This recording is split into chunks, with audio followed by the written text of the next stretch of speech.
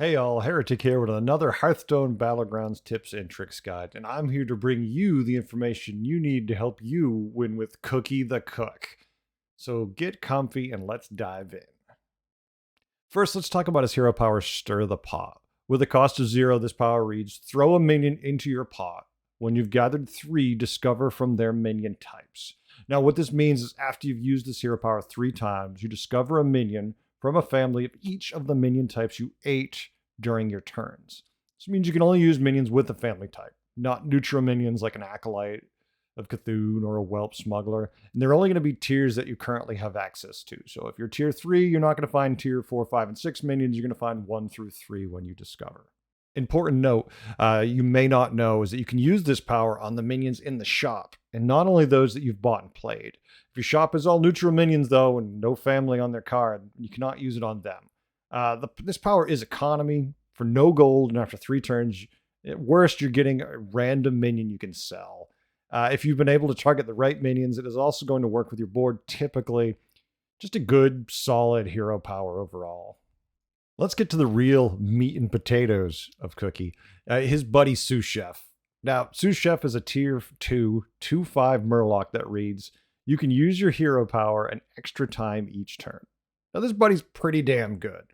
2/5 is a decent stat line. And getting to use your hero power twice a turn means you're getting a free minion every turn and a half instead of every 3 turns. Simple. Good. It does make for more difficult choices, though, as you're going to have to get lucky on what you can target with your hero power. But it still means more minions faster. Also, let's not forget, he's not a neutral minion. He's of the Murloc family, meaning you get sweet Murloc synergy. So even better on this buddy. Now, while he is great normally, wait for him to be gold, because now not only is he a 4/10, but you can use your hero power an extra 2 times a turn. This means you're getting a free minion every turn. Couple this with your ability to target minions in Bob's shop, you're going to have just a little luck to get the minions that work with your board every turn.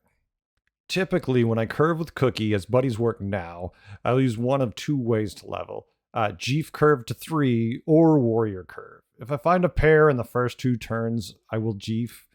And if I do not, I'll Warrior curve to try setting up an easier triple once I'm tier 3. I'm including some images of these curves to help if you're unfamiliar with them. Now, the beauty of Cookie is that he works with any family of minions. It simply does not matter which one you use, as you're going to be getting a lot of free minions in the mid to late game.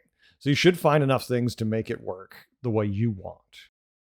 There's no right or wrong what family with Cookie. It all really depends what family of minions are offered and are not offered.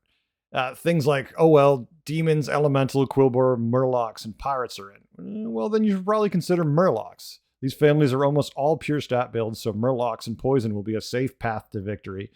And since you have a clear way to get the family of minions you want with even average luck, you should be able to top 4. Every shop is different. The family of minions offered give you direction, but the heroes your opponents choose also influence what you want to do. Just consider all your options before you pick a family, and remember, sometimes when the right minion presents itself, you might want to pivot if your board just isn't feeling good at that point. Also, the obvious direction when given the chance typically is best as Murlocs with Cookie. Your buddy's a Murloc. He has instant synergy with all Murlocs you pick up. And unlike some buddies, Sous Chef's power of helping you get minions faster is usually something you'll want to keep most of the game. You're not going to be selling him early. So if Murlocs are in, you should give them serious consideration. That being said, though, Cookie works with anything. So play what looks the most fun and competitive thing that's in your lobby that you want to play. Now, when it comes to playing against Cookie, there's really no special plan to beat his builds. Depending on the counters that would work against the families that Cookie's playing, there's no one strat. He works with every build, and he's pretty good at getting what he wants and needs to be competitive. So don't really underestimate a late game Cookie board, as it can be quite brutal. Like against any opponent, just try to be aware of what they are playing and counter that build as best you can with what you have. Overall, Cookie's just a great hero. He allows for you to be more direct about what you want to play. Many heroes have to trust to blind luck in finding with what they want in the shop. But Cookie allows you to pretty much pick effectively once his buddy's up and running. There are times when you cannot find the right family of minions to target in the shop, but those are only during the times when you're having the worst luck. Cookie's a dependable, solid hero.